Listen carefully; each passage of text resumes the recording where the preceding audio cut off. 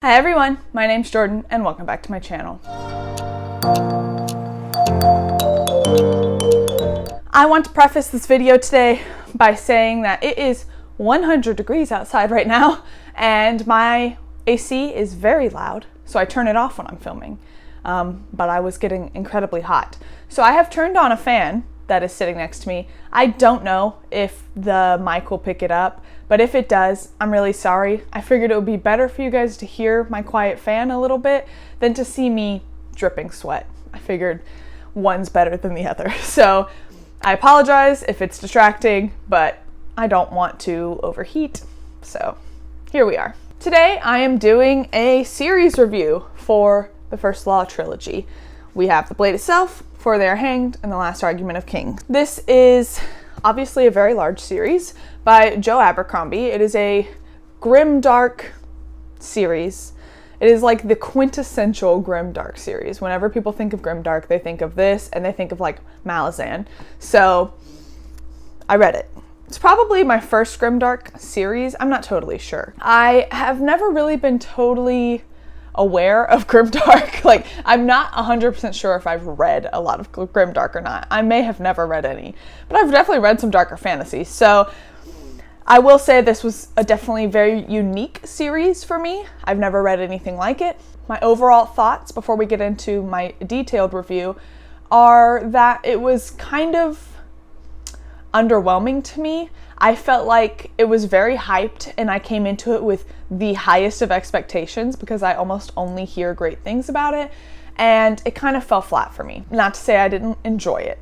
I wouldn't have read the whole thing if I didn't enjoy it. So let's just get into some of the more detailed breakdown of what I did and didn't like. I'm going to start with the characters because the characters are definitely the main focus of this series. Everyone always talks about the first book being almost no plot, all characters, which I kind of agree with. The first book I didn't love. I felt like we were just dropped into this world with no context, and I spent like the first 30-40% of the book just trying to understand who the characters were and what was even going on. It wasn't necessarily confusing, I just was unsure why should I care about these characters because we haven't been given really any context. It took me a bit to get into that book and I ended up not really loving it. The characters though are very interesting. Some of our main characters have very interesting character arcs that all kind of felt similar, like they all kind of wove together. Obviously it's a story, but Logan Ninefingers is a man who has this like inner beast almost that comes out and just goes on rampages, and he's known in the North as the Bloody Nine because he has 9 fingers. And when he is in a battle, he sometimes this like bloodlust takes over and just indiscriminately kills, and that all happened pretty much prior. So a lot of people think he's dead. He's kind of left the North, and we see his character arc go from like, what is he gonna do now that he's not the Bloody Nine? Now that he's not in the North fighting for this guy, what is he now? So we kind of follow him as he journeys throughout the world. He goes with a group on this expedition, and I felt like his character arc was probably the most fulfilling out of all the character arcs. The way his character arc ended was just like, it was honestly like chef's kiss. It really like cemented grimdark for me because I felt like grimdark to me makes it seem like there's no hope, and the way his character arc ended really like cemented that. It really like hammered home this is a grimdark story in a way that I didn't think grimdark would be. It's a little difficult to explain without spoilers, but I always pictured grimdark to be like just really bloody and gruesome and like dark, I guess. Bad description of grimdark, but while there was definitely some of that in here, it also felt kind of like the tone throughout the whole thing almost felt a little like whimsical in a dark way. It's interesting because there's so much like funny like banter that goes on, and so many of the characters are just kind of like apathetic, that it was an interesting twist on grimdark, that twist on my preconceived notions of grimdark. Again, I haven't read a lot of grimdark, but what I always pictured grimdark to be was not necessarily what this series was, and I actually really liked it. Another character that felt similar was Jezal. He is kind of like a rich, spoiled brat, and then he has to go on this expedition that Logan also goes on, and kind of is hit in the face with reality. But his character arc, in a very similar way to Logan's, felt like it kind of went full circle. Like, both of their character arcs like started in one place, they had this huge character arc, and then it comes back to where they started. And it's very, again, back to like grimdark being different than what I thought. That hopelessness really, really like hammered down the grimdark feel. I remember when I was reading the first book, I told someone that it didn't even feel that dark, it just felt silly. And that was kind of a theme throughout all of them, but the way everything ended was really like, oh, yeah, this is dark. Because all of these characters live in this dismal, dark world that they've just become completely apathetic to all of the horrible things happening around them. To segue, everyone's favorite character in the series, Glokta. I felt like he was really the glue of the story. He maybe didn't have as full circle of a character arc as Logan and Jezal, but he was probably the most well fleshed out character. He is basically a torturer. He has been crippled due to being tortured after a war that happened before the books, and he is now a torturer. And his outlook on life is just so bleak. Anytime he comes into a near-death experience, he's just ready. But he's also really funny, and he also cares in a weird way for some people. And him as a character is like the perfect embodiment of grimdark, because he's just so apathetic, hopeless. He basically like is just riding the waves of his life until it ends. And I felt like he really set the tone for the whole book for me, and his chapters were always some of the most interesting to get back to.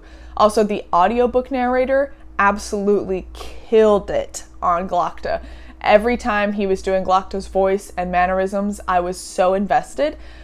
So I highly recommend the audiobooks. They were really good. I listened to the first and the third as audiobooks, and it made my reading experience very good. Another character, Pharaoh, she is kind of like this wild child who is just set on a revenge path, and she's one of the people that also goes on this journey with Logan and Jezal.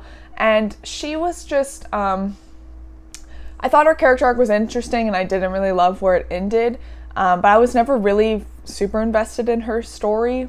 And then we have two of the other main-ish characters that I didn't love, and that is Artie and Bayaz. So Bayaz is like the main antagonist for the story. He's kind of what propels the whole story, and I just felt like he was very kind of like one note. I never really cared for him. I never really felt like he was this big evil. He was just more like the catalyst for the story. He was just there to push the story along. I know it's a very kind of controversial opinion because people absolutely love Bayaz, but I just felt like I didn't care about him. Like, he was just there to make the plot keep moving. I didn't feel like he was as well developed as some of these other characters. And then Artie was also just somebody that was there for other people to react to. And she was not very interesting for me to read about. But I do think that the interactions that Jezal and Glokta had with Artie were very interesting. And I think that her kind of like relationship with Glokta went to a really great place. Like, I felt like the resolution to their relationship by the end of the third book was one of my favorites of the story.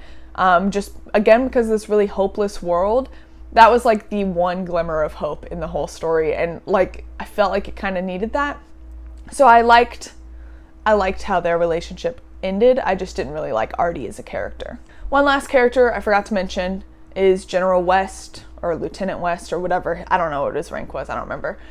He was fine. I felt like his character arc was a little slower, but still felt a little more fulfilling. But again, I felt like he was more, his character purpose was just to give us a glimpse more into the actual war itself.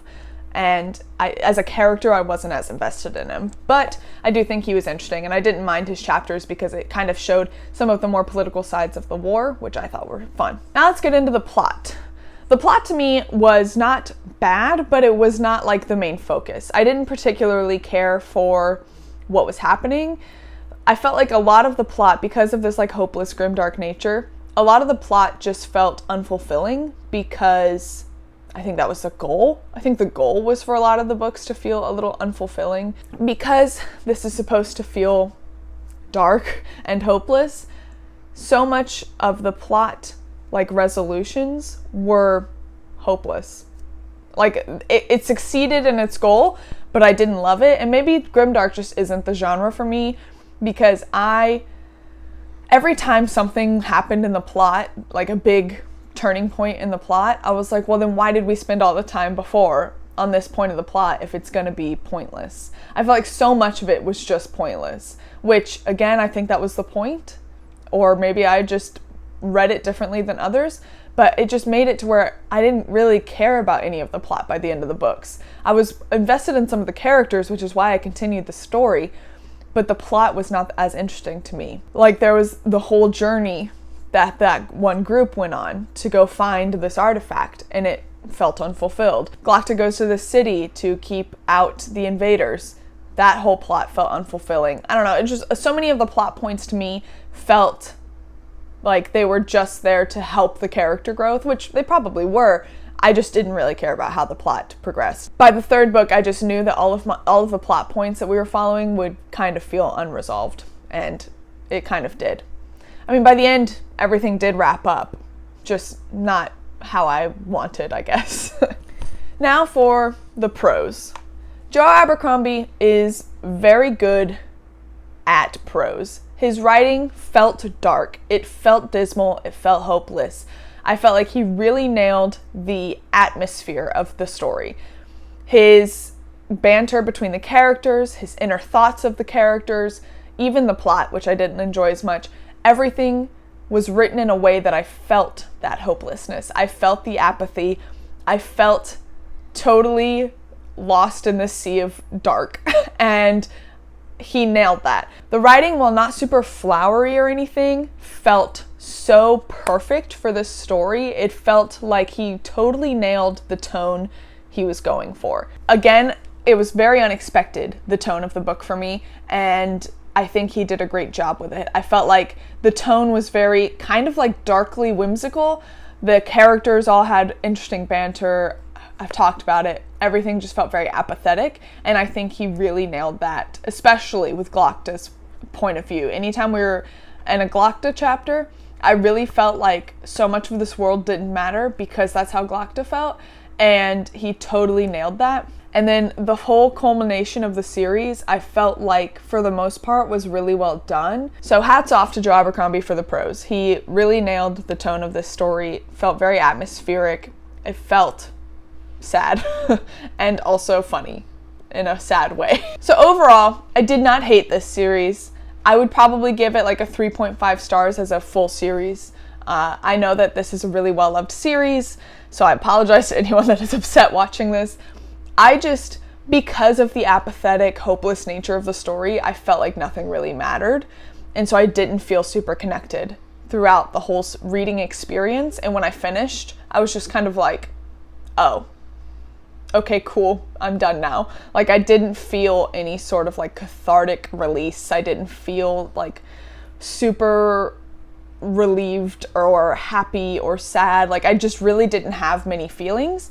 I felt apathetic, and I wonder if that's because the characters all felt very apathetic and the plot felt very hopeless, that I just also was just kind of like, okay, cool, we're done now.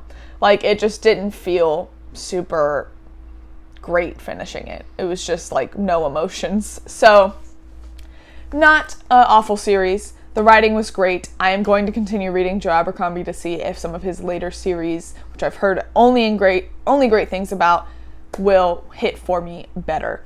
But this series, not my favorite, not my least favorite.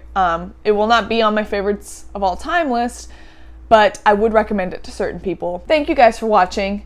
If you liked this video, please like, comment, and subscribe. Let me know what you thought of this series down below. I've had some discussions with some of my other booktube friends about this series already, and I know that most people do love this series, so let me know why you loved it down below. Let me know if you kind of read it differently than I did. One of the great things about reading that we all love reading for is how different everyone's takes are. Like, I might have read this completely differently than somebody else would have. They might have picked up on things I didn't, and vice versa. So let me know if you had a different reading experience and didn't feel the same way I did. If you really like my content, hit the notification bell to be notified every time I post a new video. As always, your support means the world to me, and until next time, thank you guys.